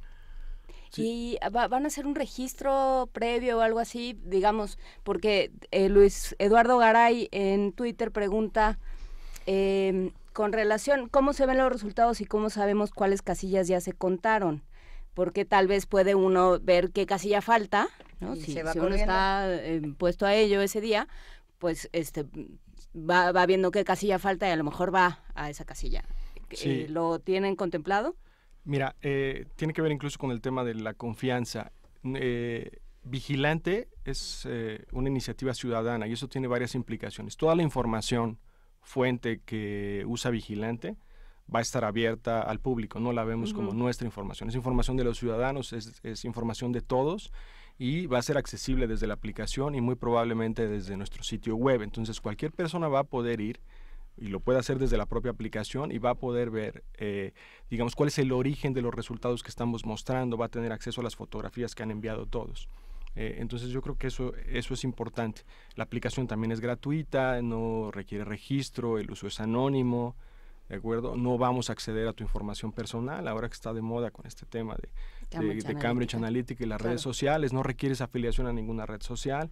La gente verá que los únicos permisos que te solicita es el de la cámara y el de poder acceder a tus archivos, precisamente por el tema de la cobertura, que tú puedas tomar una foto y enviarla hasta que estés en un lugar con cobertura o hasta que estés en el internet de tu casa. Entonces ahí es donde creo que estamos intentando reforzar este tema de la confianza y invitar a la ciudadanía a participar. No vamos a vender su información, no vamos a hacer ningún tipo de negocio con eso. Creo que muchos se interesan por ese tema y se apasionan con eso. Es que quiero participar, quiero saber cómo, pero tengo miedo de que tengan mi información, tengo miedo de que vean mis fotografías, porque pasa, y porque hablábamos de eso al principio de este programa, pero hay muchos otros usuarios que también dicen, yo quiero que tenga cara esta elección y no quiero que haya anonimato, porque el anonimato es el hueco para la duda, para el fraude, etcétera, etcétera, etcétera, etcétera. Se dividen y la polarización también es saludable, ¿no? Tener todas estas inquietudes. ¿Se cuestionaron esto en el diseño de la aplicación, si debía ser anónimo o no la participación de los que se involucran con Vigilante? Sí, nos cuestionamos este asunto y preferimos optar por el anonimato que por el registro, porque también creemos que es peligroso que tenga cara a la elección, ¿no? Estamos viendo que es una de las elecciones más inseguras que ha tenido el país. Entonces, creemos que el anonimato garantiza la tranquilidad de las personas. Sí, existe la oportunidad de que alguien haga trampa, pero creemos que la mayoría ciudadana es honesta y tenderá a hacer... creemos que la cantidad de datos que recibimos, que esperamos recibir, se balanceará de tal manera que los datos reales son los que se van a reflejar. ¿Se han acercado los candidatos a los partidos para motivar esa participación de sus propias vigilantes de casilla? Porque ellos tienen una estructura de vigilantes. Esta elección fue la que más difícil en la historia tuvo participación ciudadana. Los ciudadanos que habían sido sorteados, muchos se negaron a participar. Hasta hace la semana pasada completaron esta parte. Los partidos tuvieron, creo que hasta todavía sigue abierta ya se cerró el fin de semana, que podían registrar a sus participantes en la casilla, que pueden entrar y pueden dar cuenta del proceso. Ya se cerró, pero fue muy difícil, justamente por la inseguridad que señalas. No nos acercamos con ningún partido. Hemos intentado asociarnos más bien con organizaciones ciudadanas para el cuidado del voto, para invitarlos a usar la aplicación, y no nos hemos acercado directamente a ningún partido. Si ellos se acercaran a nosotros, estaríamos abiertos desde luego a hacer una alianza. Estamos abiertos a hacer una alianza con cualquier ciudadano, incluso con las propias estructuras ciudadanas de los partidos.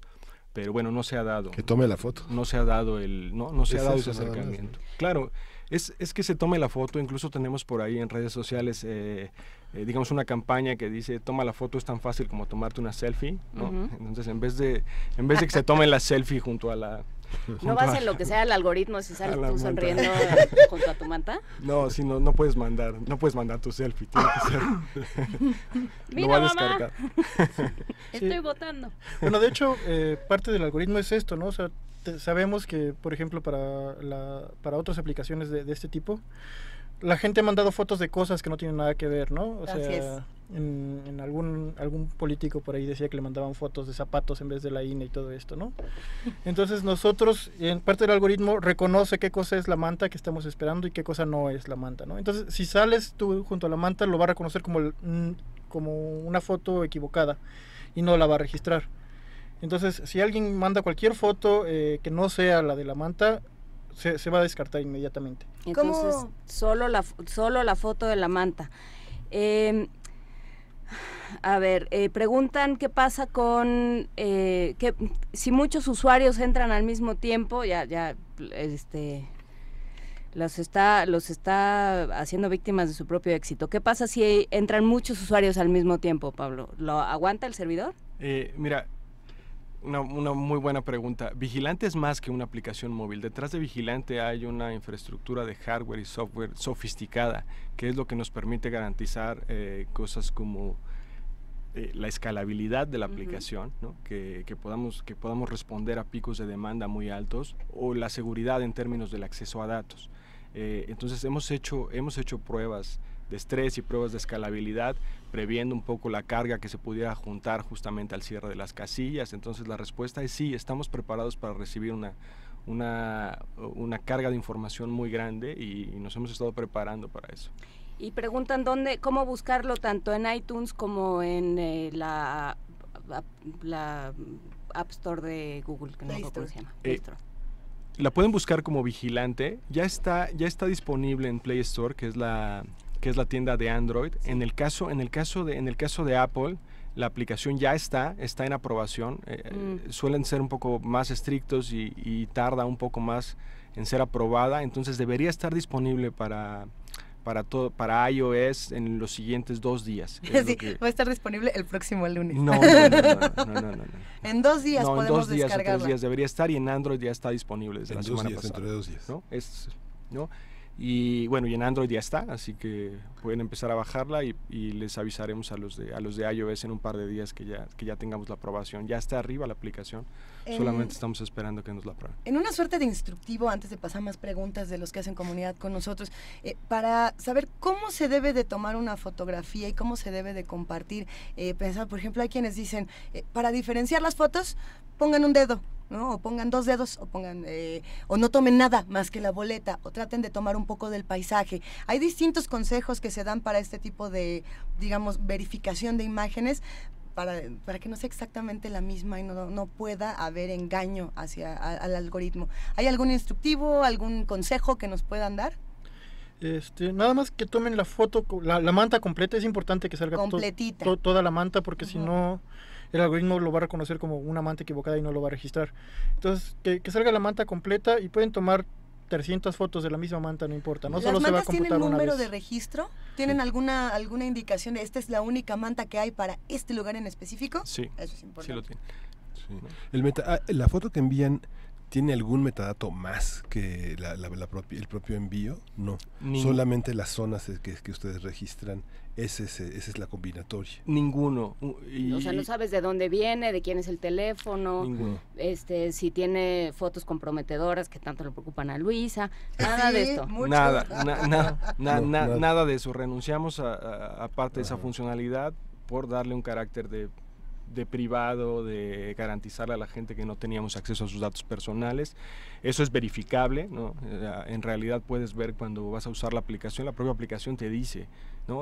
Va a acceder a tus datos personales, y verán que Vigilante no les va a solicitar ese permiso. ¿El formato del archivo es un JPG? ¿Es un PDF? ¿Qué es? ¿Qué formato es el de la imagen? Digamos que se puede construir en un Photoshop una imagen idéntica a la de una manta y mandarla por ese, o la aplicación registra que se tomó justamente en el marco de la aplicación para ser enviado. Uno no puede mandar ninguna foto que esté dentro del teléfono más que la que se tomó de la manta, o puedes mandar todas tus fotos, nada más no las va a leer, ¿no? Correcto. Ok. Si quieres mandar tus vacaciones en la playa, pues manda tus vacaciones en la playa, el algoritmo se la va a pasar bomba. A ver, 2 cosas. Alberto pregunta, ¿qué pasa si se suben fotos de boletas? Dice, pero serían las mantas, ¿no? Falsificadas. Pues el chiste es echar montón, ¿no? Exactamente, sí. Si es una buena falsificación, el chiste sería, ¿no? Echar montón. Si echar montón la va a descartar. Ajá, el asunto es que haya muchas personas que lo hacen, y entonces va a descartar aquello que se salga del margen, ¿no? Es más o menos lo que pasa con Wikipedia. Cuando alguien altera la Wikipedia, o sea, la Wikipedia es abierta para todos, ¿no? Y cualquiera puede editar la Wikipedia. Si alguien altera la Wikipedia, el error se arregla inmediatamente por la cantidad de volúmenes que tiene que maneja la Wikipedia que se está leyendo, y diciendo, esto está mal. Y entonces corrigen la Wikipedia y aunque alguien haya hecho alguna travesura con la Wikipedia, se quita esto inmediatamente, ¿no? O sea, la idea es más o menos el mismo concepto, que entre más gente participe, tendremos mayor certidumbre en los resultados que estamos obteniendo. Interesantísimo. ¿Qué otros usos podemos darle a algoritmos como estos? ¿A qué se van a dedicar el 2 de julio, muchachos? Es que está bueno, está muy bueno. ¿A qué se van a dedicar el 2 de julio? Pues primero a dormir un poco. Bueno, el 3. Bueno, está bien el 3. No, el 3. No lo sabemos. Nos hemos dedicado a Vigilante, y hoy Vigilante es el proyecto que nos tiene ocupados al 100%. Lo que sabemos es que nos vamos a dedicar a algo relacionado con esto. Ya hemos conformado un grupo de trabajo que se llama Cintia, que es fundamentalmente un nombre ahorita detrás del proyecto Vigilante. No es nada más que eso. Este es nuestro primer proyecto. Y bueno, nos hemos sentado y nos hemos hecho esa misma pregunta: ¿qué hacemos después del 1 de julio? Y decimos, bueno, ahorita no tenemos tiempo, lleguemos al 1 de julio y el 2 de julio nos sentamos, pero quisiéramos pero igual y les que Vigilante interesaría siga. hacer un contacto con el INE, por ejemplo, o igual y no, y quedarse siempre como una plataforma independiente. Pensando en el trabajo que han hecho para acceder a regímenes democráticos en África con redes sociales, o sea, cómo de pronto la inteligencia artificial empieza a tener una presencia importante en las discusiones políticas y en los procesos democráticos de diferentes comunidades. Entonces hay mucho que hacer, o sea, sí se pueden hacer muchas cosas. Nosotros, pues yo no sé cuál es porque yo no me dedico a esto, pero no, hay otro tema que es el tiempo, los tiempos. Pregunta Mónica, que trae muchas preguntas. En la Ciudad de México habrá 6 elecciones. Se estima que cada escrutinio tome 40 minutos mínimo, es decir, 4 horas.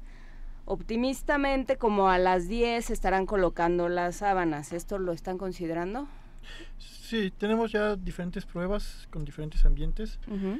Obviamente son pruebas de laboratorio, no sabemos qué va a ocurrir el día de la elección, ¿no? Se puede ocurrir cualquier cosa. Pero les pedimos a las personas que tomen la foto con flash, o sea, si la toman en la noche, que la tomen con flash para que salga bien iluminada la manta. Y pues sí, pues esto. Pues nos da muchísimo gusto poder conversar con ustedes. Pablo, ¿querías decir algo más? No, quería nada más agregar, porque a lo mejor tiene que ver también con los hábitos de la gente cuando va a revisar el resultado. Entonces sí, efectivamente, estamos esperando que lleguen resultados de las mantas, posiblemente durante 24 horas después de la publicación. Mucha gente en realidad consulta los resultados hasta el otro día por la mañana, ¿no? Y bueno, la aplicación va a seguir abierta y va a seguir reflejando esas actualizaciones por lo menos durante 24 horas. Entonces sí lo tenemos contemplado, ¿no?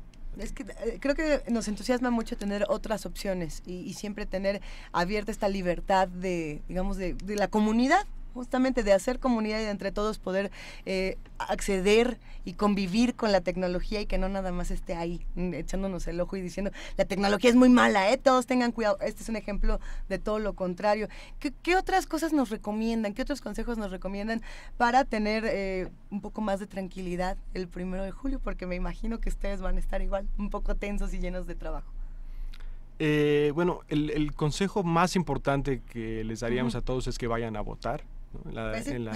La democracia debe ser participativa. Es muy importante que la ciudadanía se involucre para fortalecer la democracia en México. Creemos que eso es fundamental. Esa es una de las motivaciones detrás de este proyecto, detrás de Vigilante. La otra motivación que nosotros tuvimos es, detrás de Vigilante hay un grupo, desde luego, mayor a Tavo y a mí, y todos coincidimos en una cosa. La ciencia y la tecnología mexicana están al nivel de cualquier otra en el mundo, y lo que queremos hacer también con este proyecto es dar un golpe en la mesa y mostrar que lo que hace falta son apoyos, que lo que hace falta es difusión, ¿no? Y es muy importante para nosotros como equipo, como Vigilante, no solamente ese componente social, sino el tema de la divulgación de la ciencia y la tecnología mexicana, porque nosotros mismos hemos estado en el extranjero, algunos de nosotros estudiando o trabajando, y bueno, y lo que sabemos es que estamos al nivel de cualquier otro en el mundo. Oigan, tengo una pregunta más, perdón, tengo una pregunta más.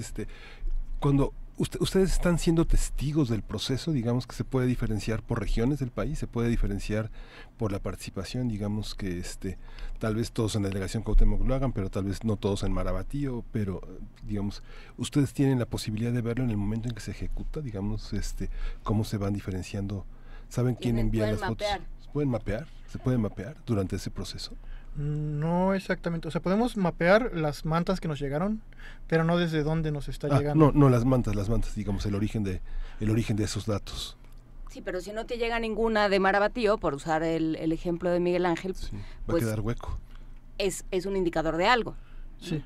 Bueno, nosotros no sabemos de qué, pero sí, es un indicador que no nos llegó la foto, ¿no? O sea, sí lo podríamos hacer porque esa información está en las mantas. Solo tenemos la información de las mantas, pero sí podríamos cruzar esa información, digamos, con la ubicación de las casillas, ¿no? Sí. Y podríamos entonces ver cuál fue el nivel de participación en las diferentes zonas o geografías de México. Sí. Entonces sí sería posible hacer un ejercicio. O sea, si tienen 100,000 casillas va a ser verdaderamente un éxito, ¿no? Claro. Hay muchas preguntas todavía, creo que muchas ya se están, digamos, muchos tienen esta duda de cómo la subo, cómo la tomo. Vamos a compartir un link justamente para los que estén interesados y vamos a estar compartiendo también el otro link para que descarguen la plataforma. ¿Quién apoya proyectos como estos? ¿O quién los apoya a ustedes? Porque está difícil y generar una inteligencia artificial y un algoritmo y nada más es complicada la cosa. ¿Quién nos apoyó? ¿Cómo pedimos apoyos los jóvenes que también queremos desarrollar nuevas tecnologías? Mira, primero déjame te platico detrás de nosotros. El apoyo que tenemos es nosotros mismos. En realidad la inversión más grande que hay detrás del proyecto de Vigilante es fundamentalmente nuestro tiempo y nuestro conocimiento. En el equipo tenemos doctores, tenemos maestros, tenemos ingenieros y tenemos gente aparte publicando en estos temas en revistas de impacto. Tampoco es que se nos haya ocurrido y que encontramos la manera de hacerlo, ¿no? Millones y millones de pesos. Entonces, o sea, en esfuerzo, ¿no? Yo creo que esa es la gran inversión que hay detrás de este proyecto, ¿no? Nuestro tiempo, nuestro conocimiento. La inversión económica que hemos hecho es mínima hasta ahora porque el trabajo y el conocimiento lo hemos puesto nosotros. A los jóvenes lo que yo les podría dar de consejo es que fueran persistentes. Tienen que regularmente estos proyectos inician con una idea y terminan con algo muy diferente y eso también nos pasó a nosotros. Pero mientras estén haciendo lo que les gusta, lo que les apasiona, ese va a ser el motor y esa va a ser la motivación durante todo el camino, ¿no? Y eso es lo que nos ha traído hasta aquí con Vigilante hoy. Octavio, ¿un comentario final? Pues invitar a todo el mundo a que descargue la aplicación. Avísenos cuando esté disponible para iOS. Sí, sin duda. Invitar que descarguen, que la utilicen, formen grupos, trabajen. Y a los estudiantes, pues que sigan, si quieren seguir estudiando, que sí. Actualmente hay un montón de fuentes de información. O sea, pueden aprender de sus maestros, pero también está todo el internet de donde pueden aprender todo lo demás que no necesariamente les van a enseñar en la universidad. Entonces pueden aprender absolutamente de todos lados para crear lo que ellos quieran crear. Una maravilla esta conversación, muchísimos comentarios, ahí se los pasamos cuando acabemos ahorita, nos vemos a la salida. De verdad, gracias por estar con nosotros, Octavio Sánchez, Pablo Orozco, seguiremos conversando y esperemos que el próximo 2 de julio esta plataforma nos haya dado una buena sorpresa. Pablo. Y lo último, me gustaría agregar algo. Uno de los retos más grandes que tenemos es la difusión y es donde quisiéramos pedir la solidaridad de la gente que nos escucha, ¿no? Que nos ayuden a difundir este proyecto, que participen. Están nuestras redes sociales, están nuestras propias cuentas personales en redes sociales también, donde estamos haciendo la difusión. Pueden encontrarnos en prácticamente todas las plataformas buscándonos como Cintia Inteligencia Artificial, en las redes sociales más comunes.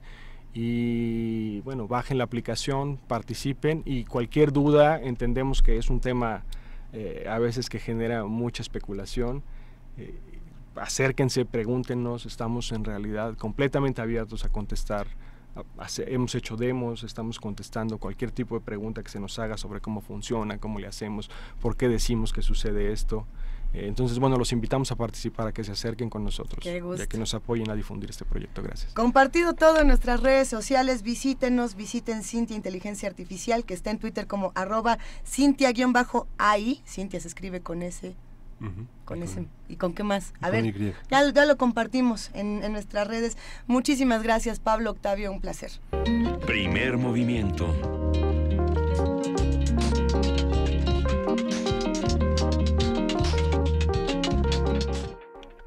Ay, Luisa. ¡Cuánta cosa! Ay, Juana Sí, Inés. Ay, ahora Miguel sí. Ángel. Ahora sí se puso buena la conversación. Empezamos hablando de inteligencia artificial, terminamos hablando de inteligencia artificial y por supuesto de cómo la mano humana es la que modifica todas estas tecnologías. Sí, el algoritmo que articula.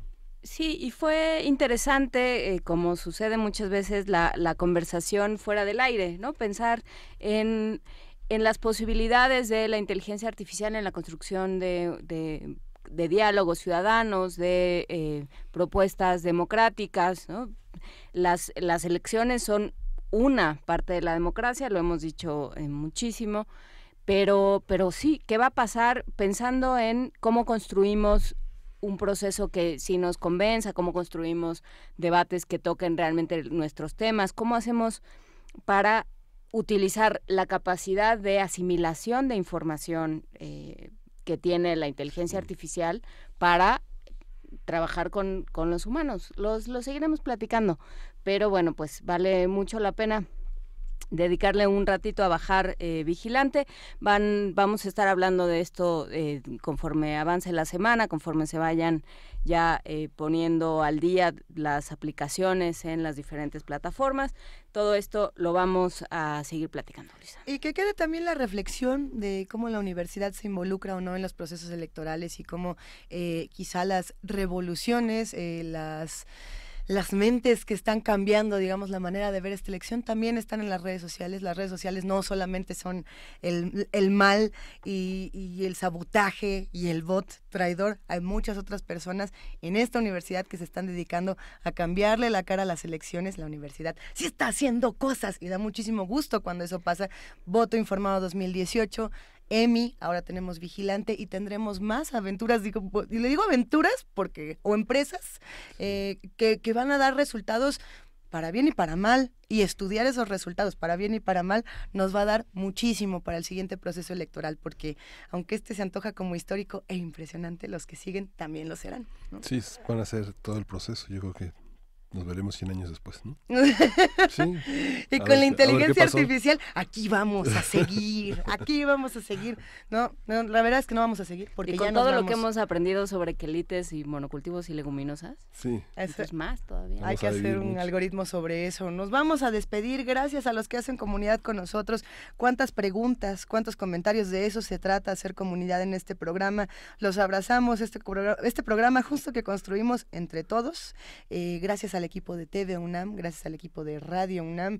Nos escuchamos mañana de 7 a 10 de la mañana y si no me equivoco hay música para cerrar. Miguel Ángel Tomás. Vamos a escuchar este proyecto de Nación Equeco de Diego Pérez, este argentino que ha trabajado muchísimo en la fusión. Vamos a escuchar La Ureñita de su nuevo disco del año pasado. Y con eso nos despedimos de Primer Movimiento este lunes. Gracias, Juana Inés de esa. Gracias, Miguel Ángel Quemain. Gracias. Esto fue Primer Movimiento. El mundo desde la universidad. Música.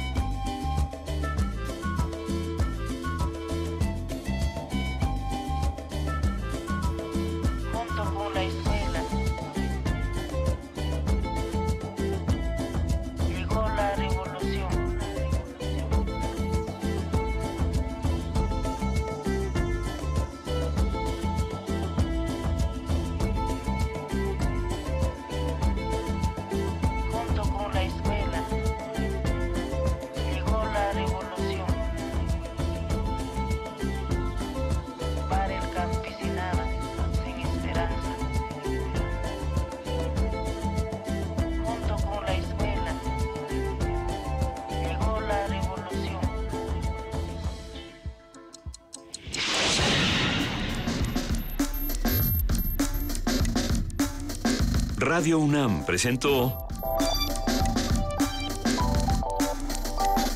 Primer Movimiento. El mundo desde la universidad.